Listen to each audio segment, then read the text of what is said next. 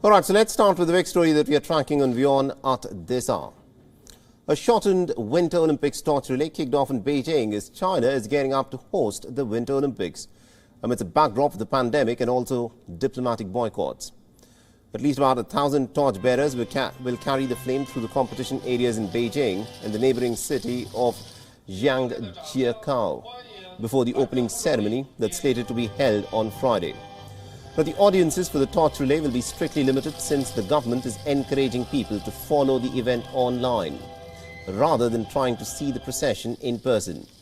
As the only remaining major world economy to pursue a zero-COVID strategy. China is taking no chances with the Olympics. The event is being held within a sealed bubble with no contact between participants and the general public. To stop infections from leaking out, despite precautions, however, at least 32 new infections have been found amongst the Olympic Games personnel on the 1st of February.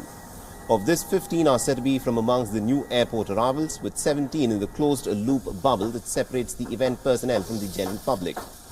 The flame arrived in Beijing in the month of October after it skipped the traditional torch relay on Greek soil due to coronavirus concerns. Meanwhile, a senior Olympics official has said that venues at the Winter Games could be up to 50% full, countering fears that the pandemic could of course lead to second consecutive games without an audience. This statement has come after the Chinese organizers decided not to sell tickets for the Beijing Games due to apprehensions over the Omicron variant. All right, now to give us more insights in terms of what is happening in Beijing and how the Winter Olympics will actually be held at a time when there have been reports of infections within Beijing. We're joined in by our correspondent Patrick Falk, who's joining us live from Beijing. So Patrick, we're just 2 days away from the beginning of the Winter Olympic Games now, but action is already getting underway today. What more can you tell us?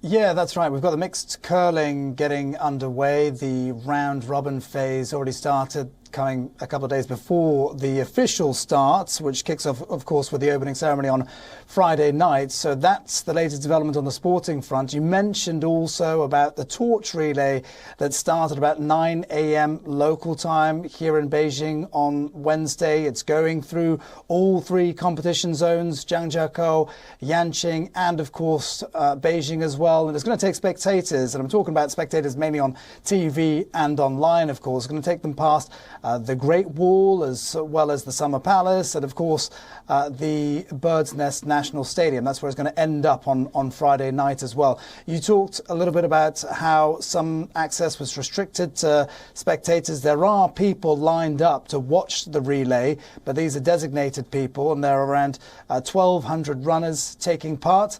Those runners have all been fully vaccinated, and they've been under supervision. They've been monitored for the past 14 days as well to make sure everything is safe. One thing that is interesting is that the torch relay is actually happening both inside and outside the closed loop management system. We talk about this being the bubble, but really it's a series of bubbles, including competition venues, hotels where athletes are staying, and the Olympic Village as well, all connected to one another via designated shuttle buses.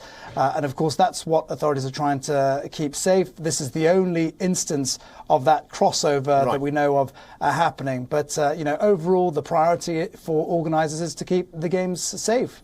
Absolutely indeed. But the fact that there have been infections that have been reported from within the Games Village, where the games are happening, there are 32 infections that have been reported at this point of time.